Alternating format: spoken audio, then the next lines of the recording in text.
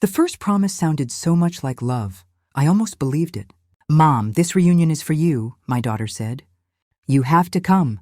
You're the guest of honor. It won't mean anything without you." Guest of honor?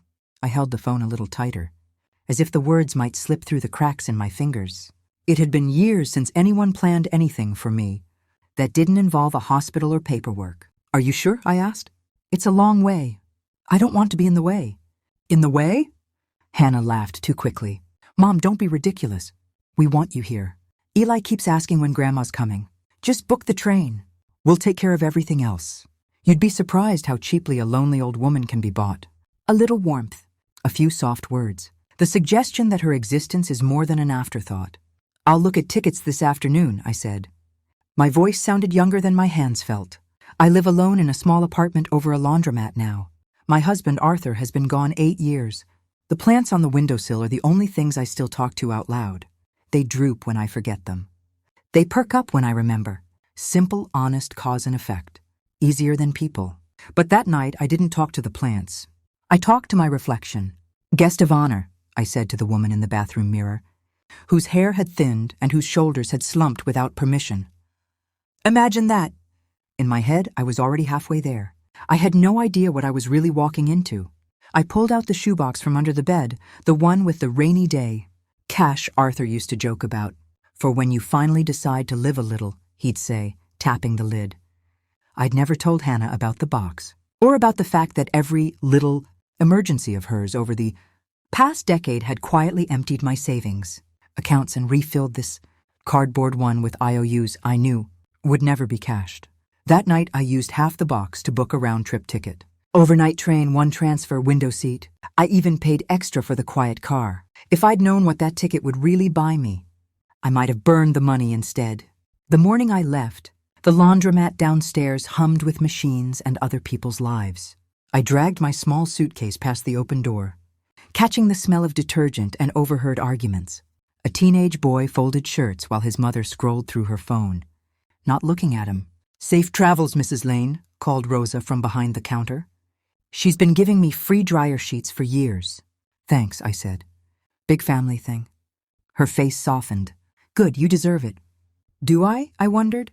But I nodded anyway. On the train, no one cared who I was, and somehow that was a relief. I watched the town slide by, the backs of houses, small playgrounds, abandoned factories with broken windows staring out like tired eyes. So I did what old women do best. I lived in my memories, and in a future I hadn't earned yet. I pictured the reunion the way Hannah described it. A rented hall near their new house, balloons, a slideshow of old photos. "We're doing a toast for you," she'd said. "You never let us celebrate you properly." In my mind, it was almost believable. My children, my grandson, maybe even a cake with my name spelled right. For a few hours, I let myself live there, in that imaginary hall where people remembered who had carried them. Then the conductor announced our final stop, and the fantasy had to get off with me. By the time I stepped onto the platform, the sky was already bruising into evening. The station in their city was bigger than ours. Glass, metal, and announcements echoing off polished floors. People hurried past with purpose, holding flowers, balloons, handmade signs with names written in thick marker. Nobody held a sign with mine. "It's fine," I muttered. "You're early." I checked the time. I was 5 minutes late. I didn't know it then. But those 5 minutes would be the most grace anyone gave me that entire weekend. I stood near the main doors, suitcase beside me, coat folded over my arm. It felt wrong to sit. Sitting would look abandoned. Standing made it easier to pretend I was simply in transit, that someone would rush in any moment, slightly out of breath, waving. 10 minutes passed. Then 20. I told myself stories to fill the silence. Traffic, a delayed babysitter, dead phone battery, little mercies of imagination. At 32 minutes, my own phone buzzed in my pocket. My heart jumped. I fumbled for it. Not a call, not a text, a notification, social media. I almost didn't open it. Almost. If you've ever been afraid of the truth, you know that tiny pause before you swipe. Standing under the fluorescent lights with my suitcase at my feet, I tapped the screen. What I saw there, in one frozen frame on a glowing screen, was the kind of picture that changes everything and nothing at all. Because in that single photo, I finally saw where I really fit in my own family. and it wasn't where they'd promised. The first 10 minutes weren't so bad. People streamed off the bus with their bags and their anticipation.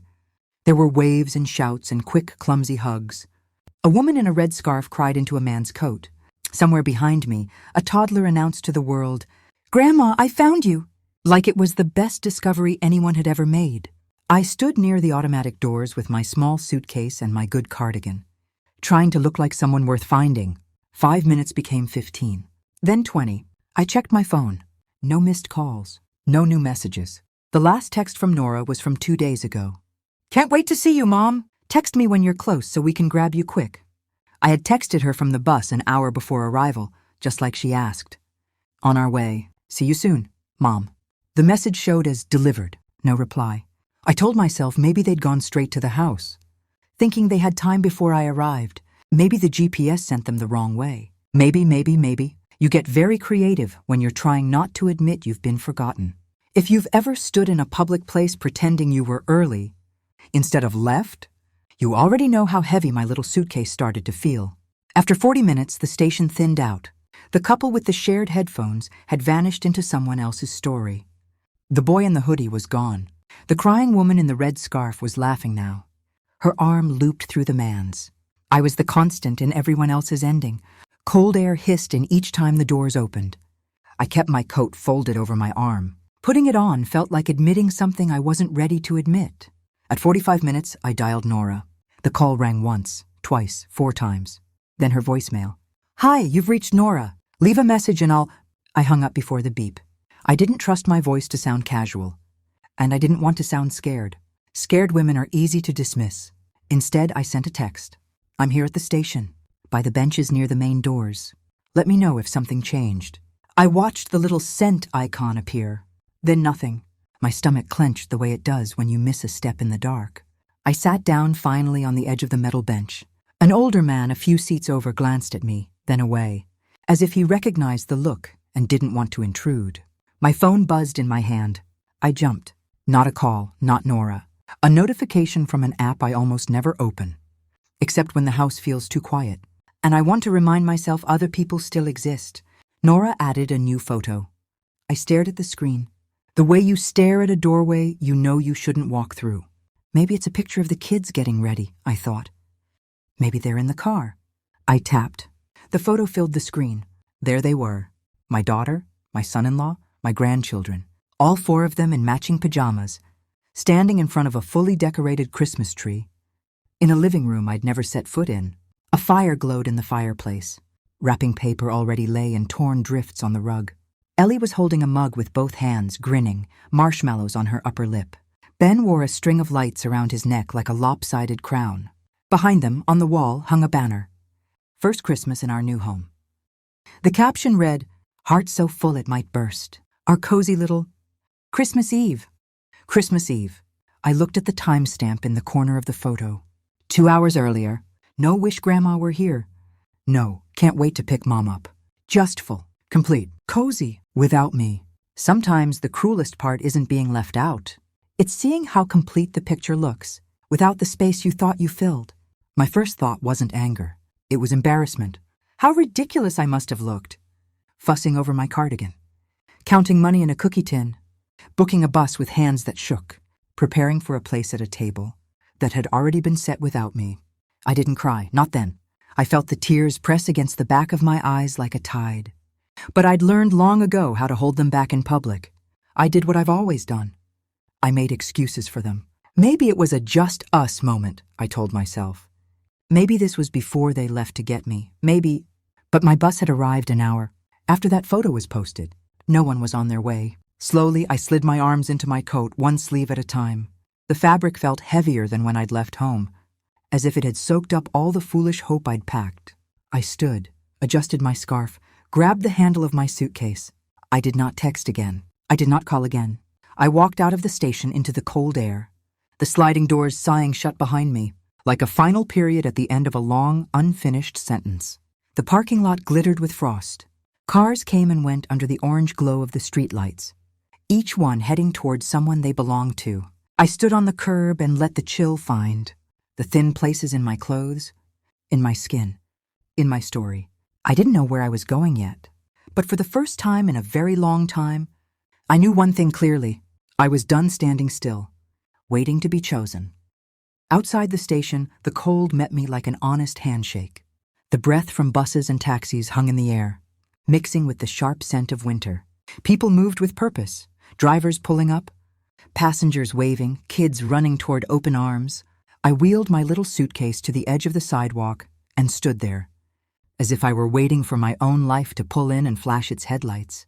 It didn't. I could have called a cab to Nora's address. I had it written on a folded piece of paper in my purse, next to the bus ticket. I pictured myself ringing their doorbell, holding my suitcase like an apology. Nora opening the door, surprise spilling into guilt, everyone scrambling to make space. No, my pride may be old, but it isn't dead. I turned away from the pickup lane and started walking, my suitcase rattling over cracked concrete. There comes a moment when you realize knocking on a closed door hurts more than the cold outside. That moment found me just past the taxi stand. The streets around the station were mostly practical things. Parking structures, office buildings already dark for the weekend, a pharmacy with its lights half off. My feet ached in my good shoes, but I kept moving, following the thin ribbon of light and noise ahead. A block and a half away, a small cafe glowed on the corner. Its windows fogged slightly, a neon sign buzzing, open late. I hesitated at the door. Walking in felt like admitting I had nowhere else to be. The bell chimed when I stepped inside. Warmth hit my cheeks, carrying the smell of coffee, toasted bread, and something sweet, cinnamon maybe. There were only a few people there. A pair of college kids hunched over laptops. A man in a reflective work vest eating a sandwich like it was medicine. A young woman wiping tables, her hair twisted into a tired bun. "Evening," she said, looking up. "Cold out there, huh?" "It bites," I said, managing a small smile. "Do you have tea?" "We've got a whole wall of it," she said, gesturing toward a shelf. "And there's soup.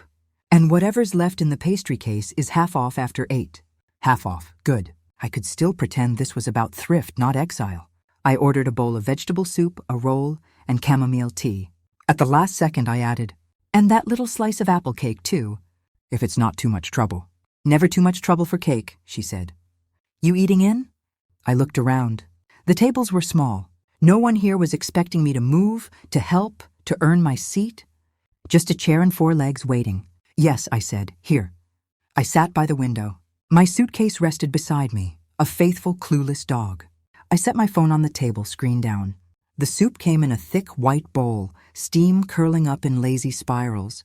The cake was slightly crooked, the way homemade things are, with a little puddle of glaze running off the side. I took a spoonful of soup.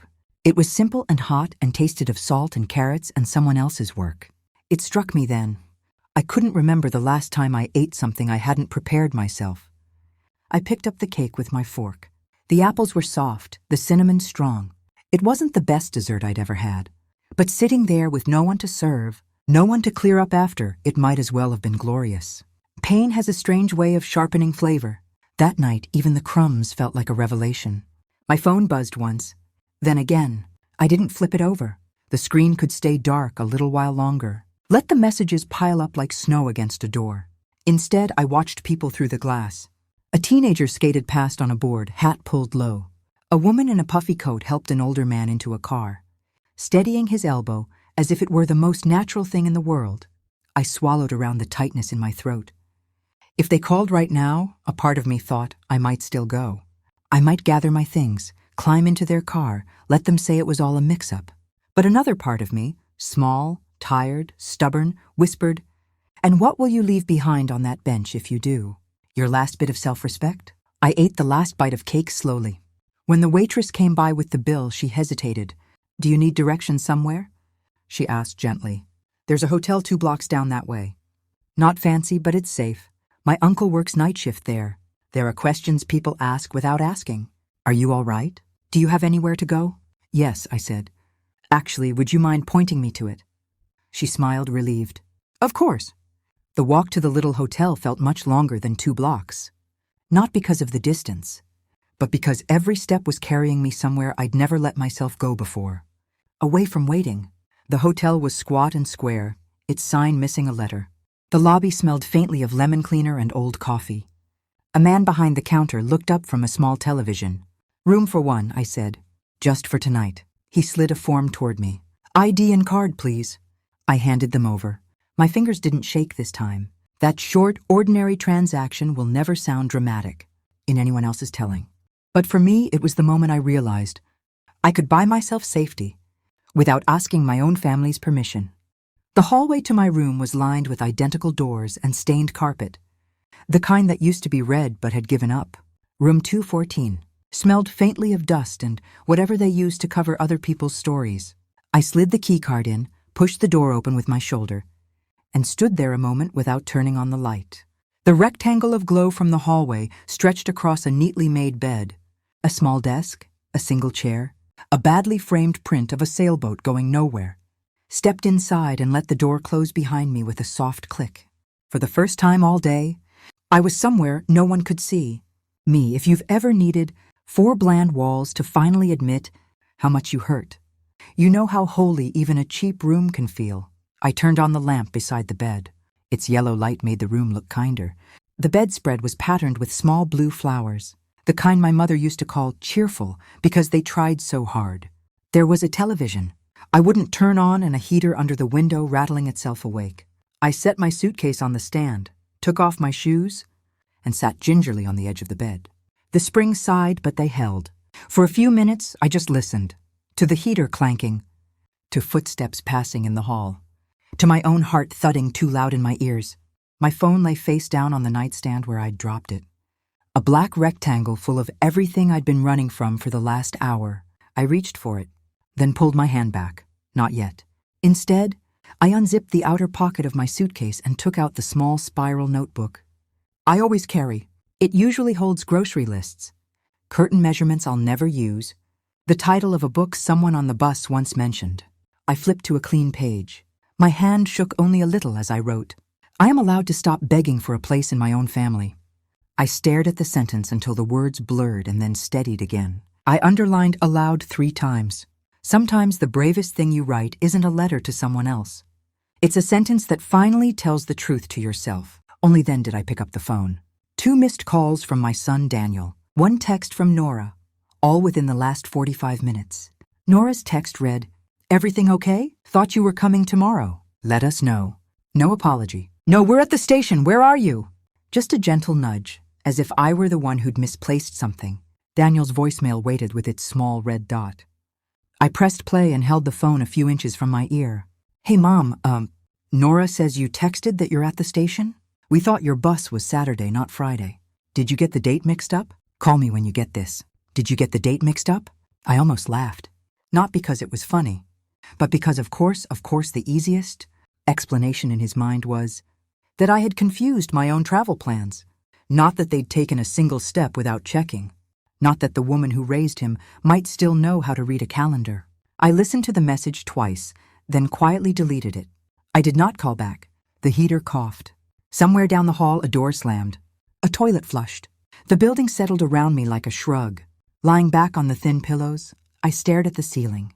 A faint crack ran above the bed, a jagged line from one corner to the other. It looked like the path of every almost conversation I'd had with my children over the last 10 years. I remembered the first time they mixed something up.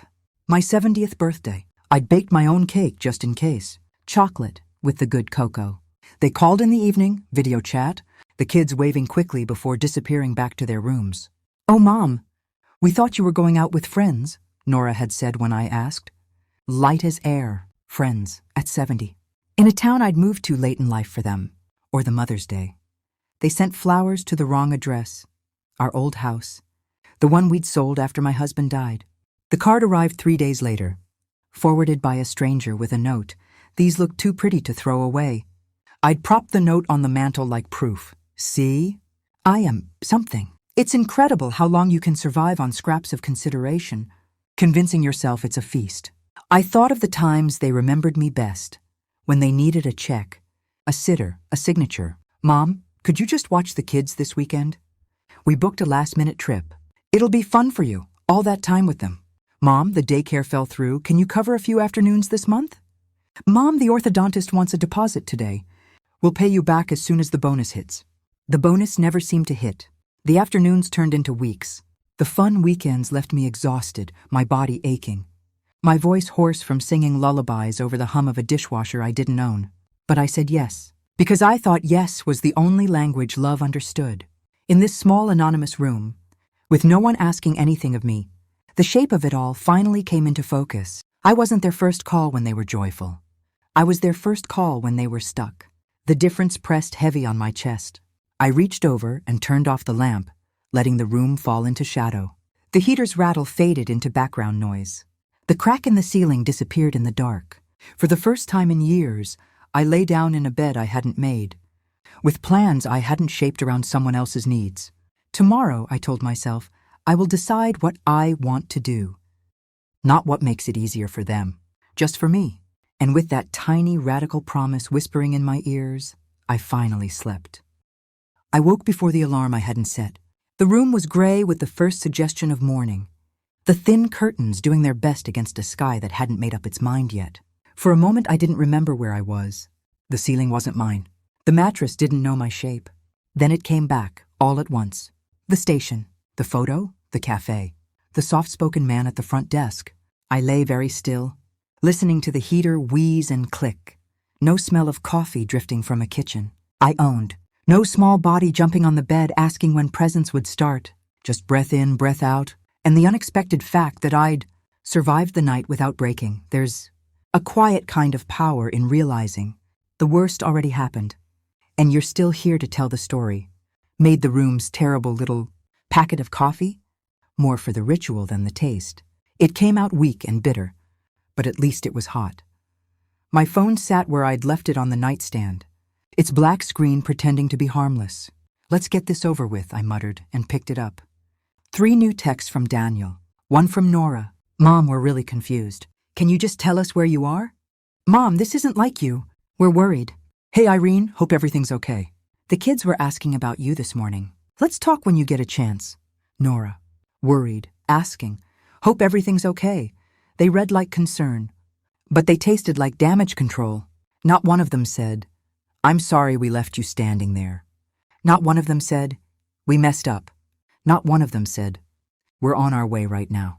I scrolled back up to the photo I'd seen last night.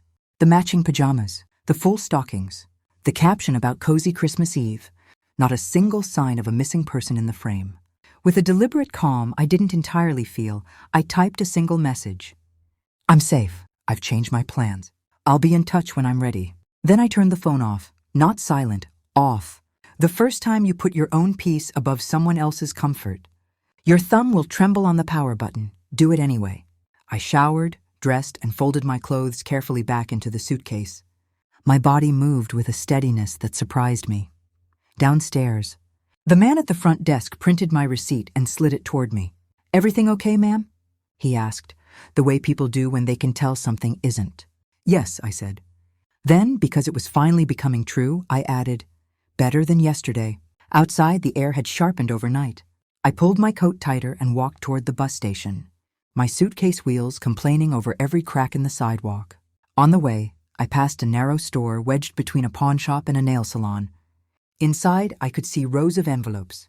A young clerk behind the counter chewing on a pen. I hesitated, then turned in. The bell jingled. The clerk straightened. Morning, how can I help? I need an envelope, I said. And a stamp, and somewhere to sit for a moment. He smiled and gestured to a small counter near the window. Take your time. I bought a plain envelope and a single forever stamp. My hands knew the ritual, as if they'd been waiting for this. From my bag, I pulled out the little notebook and tore out a clean sheet.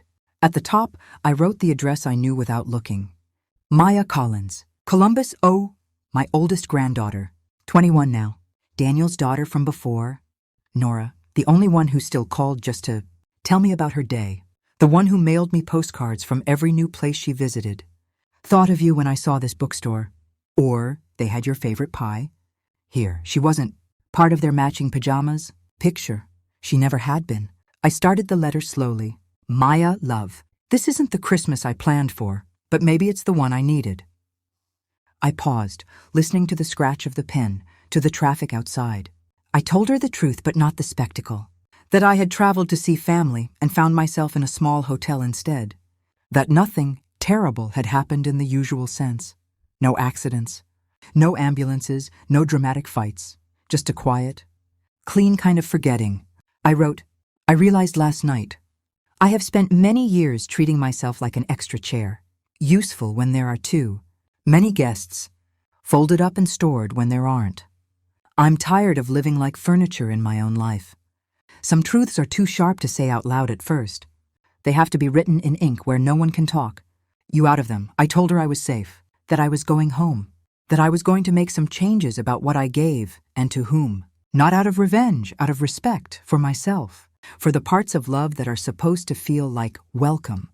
Not work. I ended with, you once told me I was your roots and your wings. I didn't tell you then. But I wrote that down and taped it inside my kitchen cabinet. Being seen that way kept me alive more days than I can count. Thank you for loving me like I'm a person, not a resource. With all my heart. Grandma. I sealed the envelope before I could soften anything. The clerk stamped it and dropped it into the bin. On the way back out, I caught my reflection in the glass door. Same cardigan, same small woman. But there was something new in her eyes. Not joy, not yet direction. At the bus station, I bought a one-way ticket home. As the bus pulled away from the city, I watched the buildings shrink in the rear-view mirror. Somewhere beyond them, my son and his wife were posting more photos, pouring more cocoa, telling some version of the story that made sense to them. I rested my head against the window and let the vibrations of the road shake loose. The last of my denial.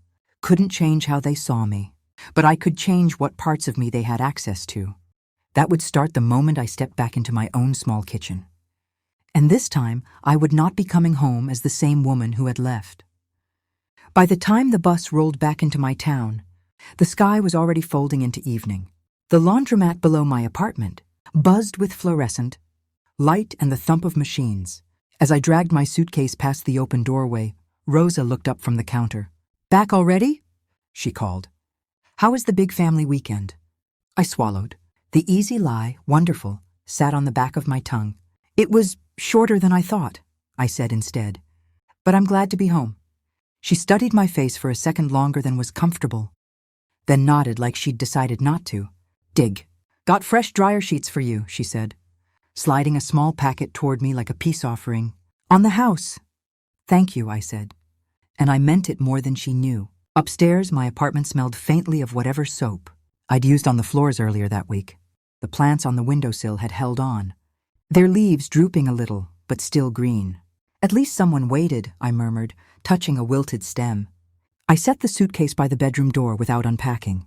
Instead, I went straight to the kitchen, turned on the kettle, and opened the narrow drawer next to the stove. This was the drawer where I kept everything important and nothing urgent. Spare keys, old birthday cards, rubber bands, and at the very back, a white envelope 1/2 inch thick. I pulled it out and emptied the contents onto the table. Receipts, bank printouts, handwritten notes on torn envelopes. 300 car repair for Daniel. 150 piano lessons for Ellie. $500 just till Nora's commission comes through. $200 braces deposit for Ben. 2 months rent while we catch up. Some of them had thank you scribbled at the bottom. Most had nothing at all. One transfer stood out. A neat line on a bank statement for $200, repeated every month like the tick of a clock.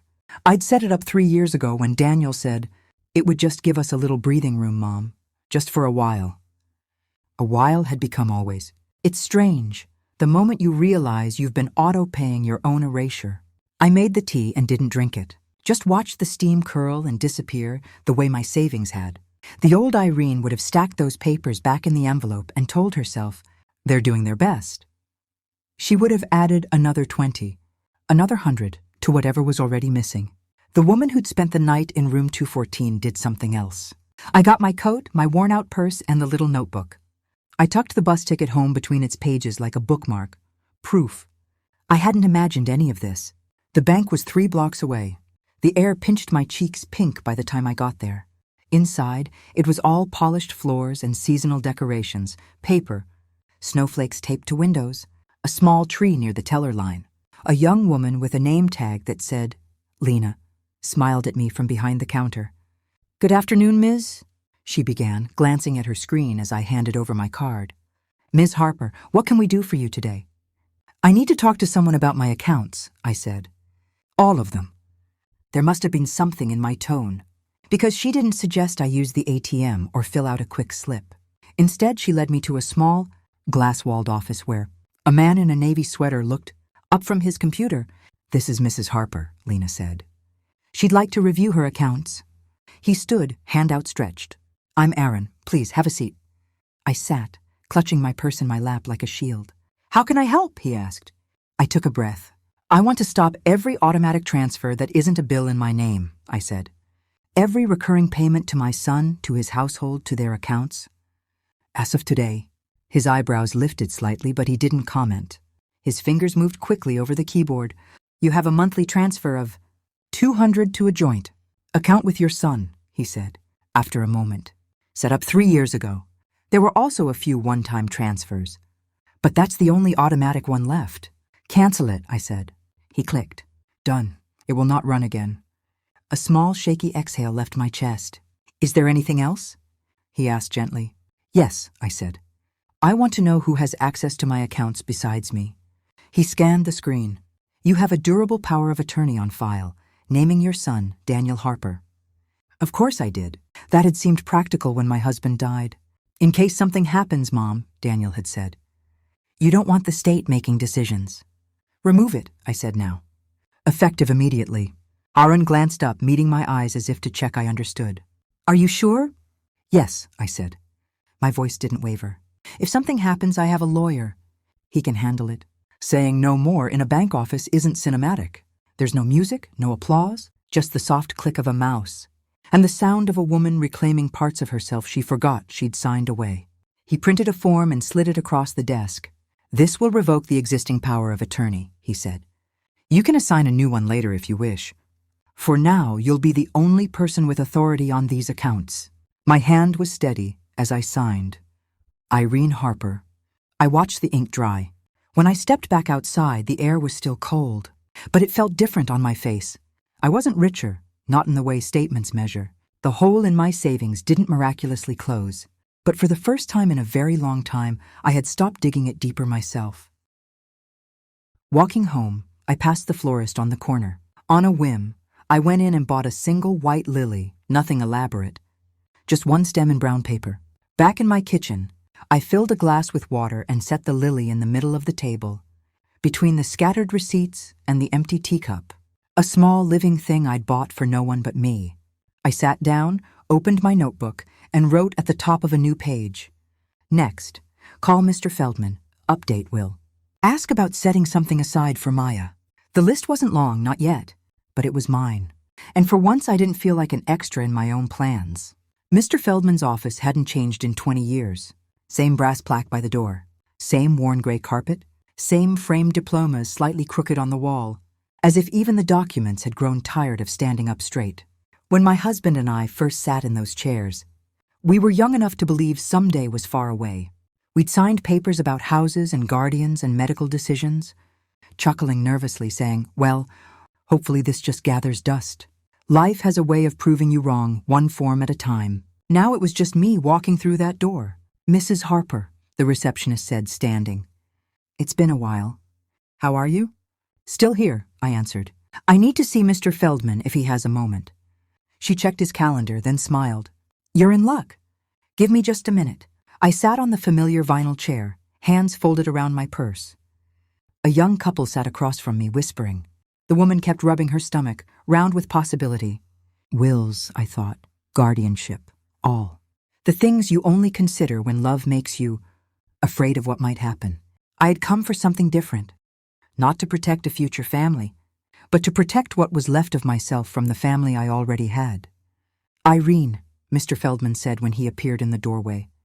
His hair was almost entirely white now, his glasses thicker, but his voice still had that steady, warm rasp. Come in, come in. His office smelled like paper and coffee and the faint lemon of furniture polish. He gestured to the same leather chair I'd always used. What can I do for you today? He asked. I want to change my will, I said, and set up a trust. It's overdue.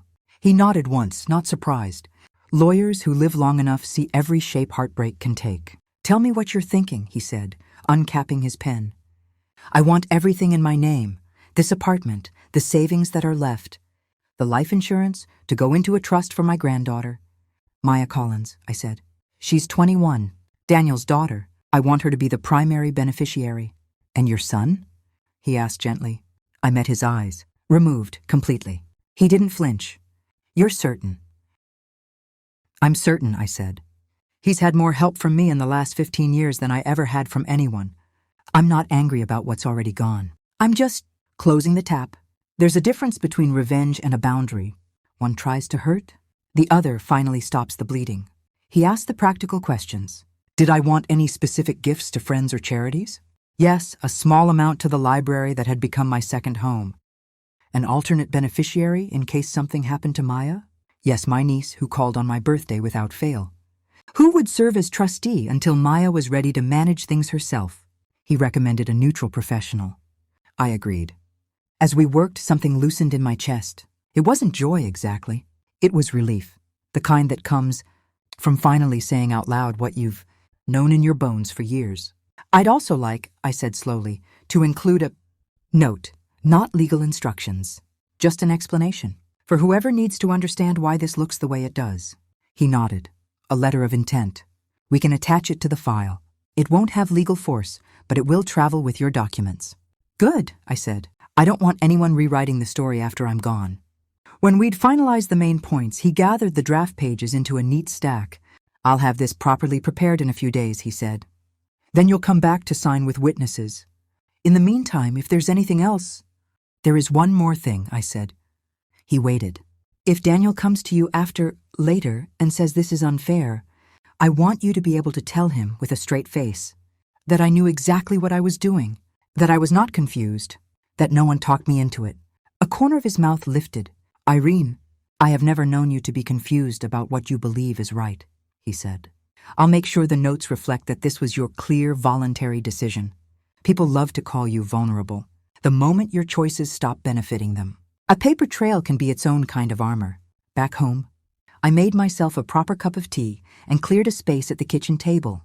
The late afternoon light fell across the lily, now fully opened, its white petals almost glowing against the clutter. I took out my notebook again and a clean sheet of paper. To whoever reads this after I'm gone, I wrote. I paused, listening to the radiator hum. This is not an act of anger, I continued. It is an act of clarity. For many years, I gave quietly and freely to my son and his family, time, money, care. I did this because I loved them and because I believed that's what mothers do. But love is not measured only in what you give. It's also measured in how you're held when you have nothing left to offer. I described, not in ugly detail, but in plain terms, the pattern. The forgotten birthdays, the last minute, invitations that always needed me more as childcare or casserole maker than as company. The Thanksgiving they assumed I knew I wasn't coming.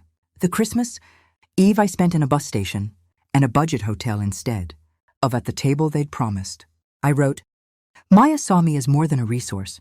She called to share joy, not just need. She wrote letters no one asked her to write. She never made me wonder if my presence was an inconvenience. That is why I chose to leave what I have to her, not to punish anyone. To honor the one person who consistently treated me like someone it was good to have in the room. When I finished, my hand ached. My tea had gone lukewarm. The draft of the letter was not perfect, but it was true. I folded the pages and slipped them into an envelope labeled, to be attached to Will. Tomorrow I would bring it to Mr. Feldman. Tonight I laid it in the center of the table, beside the lily, and just looked at it. For once, the story of my life wasn't something that happened to me. It was something I was finally, deliberately writing. The lily on my table began to curl at the edges 3 days later. Its white petals, so sharp and new when I'd first set it in the glass, had softened, bruised faintly with brown, still beautiful but honest about time. I stood at the sink rinsing a cup when the phone rang. For a moment, my heart thudded in the old, anxious way. What now? Until I saw the name on the screen. Maya? Hi, sweetheart, I said, bracing myself against the counter. Grandma. Her voice came through thick, like she'd been crying or had just stopped. I got your letter. I closed my eyes. I wondered when it would reach you. I don't even know what to say. She sucked in a breath. I'm so angry. At Dad, at Nora, at all of it. How could they— Careful, I said gently. Anger burns the person who holds it first. I'm not angry instead of you, she said. I'm angry with you. It's not fair. For a moment, the kitchen blurred. Hearing someone else name it, unfair, was like having a hand pressed over a wound. I'd been pretending wasn't bleeding. It happened, I said. Fair or not, I'm okay. You're not, she said, and there was no accusation in it. Only love. But you're still here, and so am I. There's a special kind of healing in finally being believed. Without having to present evidence, we talked in slow circles at first. She asked where I'd slept that night. I told her about the bus station, the cafe, the cheap hotel with the cracking ceiling. I wish I'd been there, she said. I would have come and picked you up myself. I know, I said. And I did. Maya had a small car and a smaller bank account, but she would have driven hours without blinking. I don't understand how they just forgot, she whispered. Oh, I think they remembered what mattered most to them, I said. It just wasn't me. Silence hummed between us for a beat. Then, more quietly, she asked, Is this why you're changing the will? The trust? Mr. Feldman called me to confirm some contact details. He said you'd named me. I smiled despite myself. Is that so? He moves faster than I thought. Grandma, I don't want your money, she blurted. I mean, of course it would help someday, but that's not— I know, I cut in. That's precisely why I trust you with it. You want me, not my account. The kettle whistled softly on the stove. I turned the flame off and let it sit. I need you to hear something, Maya, I said. I'm not doing any of this to punish your father. This is me finally aligning my choices with reality. I'm old, darling, but I'm not confused. I never thought you were, she said fiercely. I've always thought you see too much, actually. I laughed then, the sound small but real. When can you come visit? I asked, surprising myself. Only if you want to. No pressure. I already looked at trains, she admitted. If I leave Saturday morning, I can be there before lunch. I'll bring coffee from that place you liked when you visited me. That, I said, sounds like the best plan I've heard in a long time. The knock came that evening, not Saturday. 3 sharp raps. Not the hesitant tap of a neighbor or the rolling thud of a delivery. I knew who it was before I opened the door. Daniel stood there on the threshold, shoulders hunched, jaw tight. Behind him, the hallway light gave his hair a thin halo he hadn't earned. Mom, he said. Can I come in? I stepped aside. For a bit? He walked past me like a man entering a familiar restaurant that had changed ownership. Same chairs, same walls, different menu. His eyes snagged on the lily, then on the pile of papers on the table, then on my notebook. What's going on? He asked, skipping hello. The bank called. I tried to check something with your account like I always do, and they said the power of attorney was revoked, and the transfer didn't go through. Are you in trouble? Are you okay in the head, Mom? There it was. Sit down, Daniel, I said. My voice didn't rise.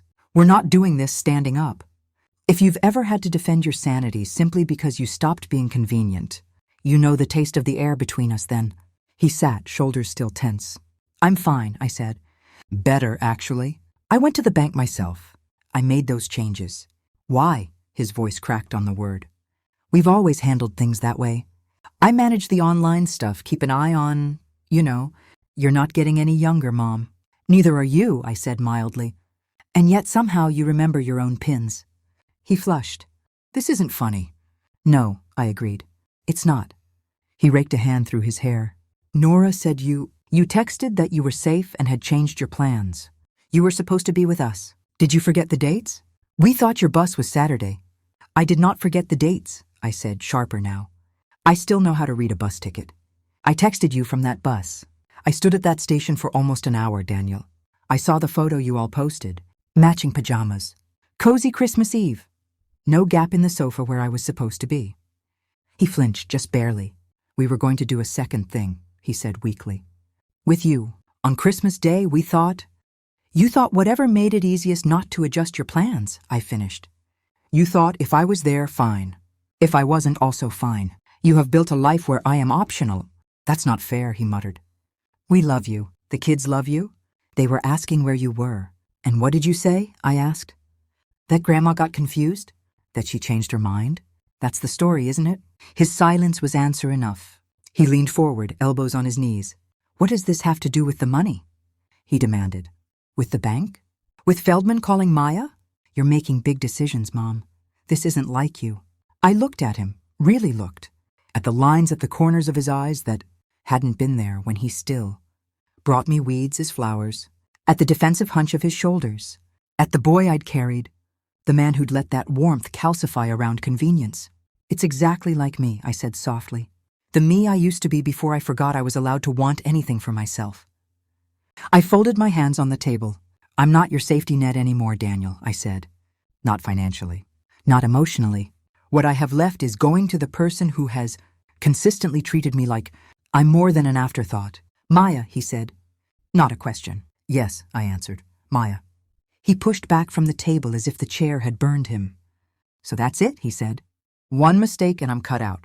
After everything I've done for you. I almost laughed at the inversion, but my throat was too tight. One mistake? I repeated. If this were about one mistake, we'd be having a very different conversation. This is about a pattern, about years of being called when you needed a sitter, a loan, a signature, about never once being the person you rearranged your own plans for. He shook his head. You're being dramatic. No, I said. For the first time, I'm being accurate. Some people don't recognize you without your old wounds showing. They'll call your healing drama, because your pain used to serve them. He stood, pacing a small, agitated circle. What am I supposed to tell Nora, the kids? That Grandma doesn't want to be part of the family anymore? Tell them, I said, that Grandma finally realized she already wasn't part of it. Not in any way that counted. He stopped back to me. I can't believe you're doing this, he whispered. I can, I said, because I'm the one who has to live with it. The clock on the wall ticked between us. The lily's petals trembled in some draft I couldn't feel. I think you should go now, I added, not unkindly. I'm tired. He turned toward the door, then hesitated. We'll talk about this again, he said, as if it were a promise. Or a threat. I don't think we will, I replied. Not in the same way. After he left, the apartment felt both emptier and clearer. Like a room after a storm, branches down, debris scattered but the air washed clean. My phone buzzed on the table. A text from Maya. Just booked my ticket. Saturday, 11:10 a.m. I'll look for you on the platform. I love you. I pressed my thumb to the screen, tracing the words. Then I went to the cupboard, took out a clean mug, and set it on the counter. In 2 days, someone who had chosen me would be walking toward me in a crowd. And this time, I would not be the one left standing alone. Saturday morning, the town wore its quiet like a shawl. The air was cold enough to sting, but not enough to bite. I wrapped my scarf twice around my neck, checked my bag for the third time, tissues, a thermos of tea, a small tin of cookies I'd baked the night before, just in case she forgot to eat, I told the plants on the windowsill. The lily on the table had begun to droop in earnest, its petals curling inward. Still, it held on, stubborn and soft. You did your job, I whispered. You reminded me things can bloom even this late. I locked the door and walked to the train station. The last time I'd stood waiting on a platform, I'd been the one left behind. This time, I wasn't there to be chosen. I was there because I had already been. The station was small, only 2 tracks and a narrow strip of concrete between them. A few people dotted the platform, an older man with a briefcase, a mother holding a toddler's mittened hand, a teenager with headphones too big for his head. I stood near the middle, not tucked away by the bench, not pretending to be in transit. This time, I was exactly where I meant to be. The whistle sounded before I saw the train. A long, low wail that vibrated in my ribs. Then the engine appeared, then the cars, slowing with a squeal and a rush of air. Doors hissed open. People spilled out in small waves, some walking fast, some blinking in the light as if surprised the journey had ended so soon. And then I saw her, Maya in an oversized coat, curls tumbling out from under a knit hat. Canvas bag slung over one shoulder. She scanned the platform once, twice. Her eyes found mine. Her whole face lit up, like someone had switched on every lamp in a dark house at once. Grandma, she called, already moving, almost running, her boots clapping against the concrete. I didn't realize my hands were shaking until they were wrapped around her shoulders. She hugged me like she meant it. No careful patting, no half-turn. Full arms, full heart. You're here, she said into my scarf, like it was the most miraculous thing. You're really here? Yes, I said. My voice wobbled, but it held. So are you. It's remarkable how much past hurt can soften under the weight of one honest embrace. We walked back to my apartment with her arm looped through mine, our steps falling into an easy rhythm. She pointed out small things she liked along the way. A dog in a sweater. A mural I'd stopped noticing years ago. The way the bakery's windows fogged in the cold. Inside, she dropped her bag in the hall, like she'd always lived there. Kicked off her boots and went straight to the kitchen. Is that for me? She asked, spotting the cookies. It was for whoever came through that door next, I said. Turns out that's you. We made tea. Proper tea, not the hotel kind. She insisted on washing the mugs afterward, even though I told her to leave them. Let me take care of you for an hour, she said. You've done a lifetime's worth of dishes. We spent the afternoon the way I'd always imagined family weekends might go. Before I learned better, we played cards at the table. She told me about her classmates, her restaurant job, the old woman 2 floors below, her who complained about the noise but brought her soup when she was sick. We didn't talk about the will, or the trust, or the conversation with her father. We didn't have to. The papers were already signed or in motion. The story, for once, was not in danger of being rewritten behind my back. Sometimes healing isn't a grand confrontation. Sometimes it's just a quiet day, where you're not bracing yourself for the next small cut. As evening settled, we sat in the living room, the lamps casting soft circles on the walls. The radio hummed low, some jazz station I'd found years ago and never changed. Maya looked at the photos on my mantel. There weren't many anymore. I'd taken some down, left others. A picture of my husband holding baby Daniel. Another of toddler Maya covered in finger paint, her handprint on my cheek. You took some down, she observed gently. Yes, I said. I decided I only wanted to look at the ones that didn't hurt. She nodded, accepting that without prodding. Grandma? She said after a moment. Are you okay with all of this? Really? I thought of the station, the cold. The hotel ceilings cracked like a scar. The bank, the lawyer, the lily. No, I said honestly. I'm not okay with what happened. I may never be, but I am okay with what I'm doing about it. I turned to her. I lost something that night, I said. An illusion? A story I'd been telling myself about where I fit. That hurts. But I also found something. A line I didn't know I was allowed to draw. She reached for my hand, squeezed it. I'm proud of you, she said. I know that sounds upside down, me saying that to you, but I am. Tears prickled at the corners of my eyes, finally, not from abandonment this time, but from being seen. Thank you, I whispered. That means more than you know. She left Sunday afternoon, the way good things often do, too soon, but with enough warmth to last. At the station we hugged again, not a goodbye that felt like an ending, more like a comma. Call me Tuesday, she said, stepping onto the train. After your appointment with Feldman. I want all the details. Yes, ma'am, I said, giving her a mock salute. She laughed, then grew serious for a second. Don't let them make you small again, she said. Not for any reason. I'll try, I answered. No, she said. Not try, do. The doors closed. The train pulled away. I watched until it was just a shape, then a sound, then nothing. That night, back at my kitchen table, I lit a candle beside the fading lily. I opened my notebook to a fresh page. At the top, I wrote, Things I know now. Underneath, one by one, I am not a backup plan. I am not an automatic payment. I am not a spare chair. I am someone it is good to have in the room.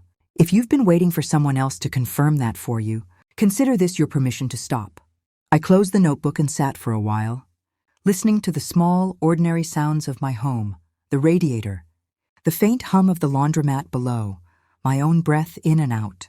Then, because I wanted to, not because anyone was coming, I got up and put the last of the cookies on the good plate, poured myself a glass of milk, and sat down at my table, a table set for one. No apologies, no empty chairs waiting, and for the first time I understood. I hadn't been left out of my life. I'd just been standing in the wrong doorway. And I, not anyone else, would decide which rooms I walked into from here on out. If you've ever stood at a station with a full heart and an empty curb, hear me now, you can step off the platform. Your presence is not a favor someone grants. It's a fact you carry. Light your own room, pour your own tea. Keep your Sunday at 4. Tonight I tape one last note inside my cupboard. I am not optional. And if you need a sign, let this be yours. What would change if you stopped waiting to be chosen and chose yourself instead? If this story reached a tender place in you, comment present so I know you're here with me. Tell me in the comments, what boundary are you setting for your heart this season? Share this with someone who needs a gentle nudge to stop waiting at the curb. Subscribe for more true, quiet, courageous stories, and tap the bell so you don't miss the next chapter. Save this video for the days you forget. Rewatch it when the room feels too quiet. I'll be here, lights on, kettle ready. Sunday at 4. Bring your tea. Bring yourself.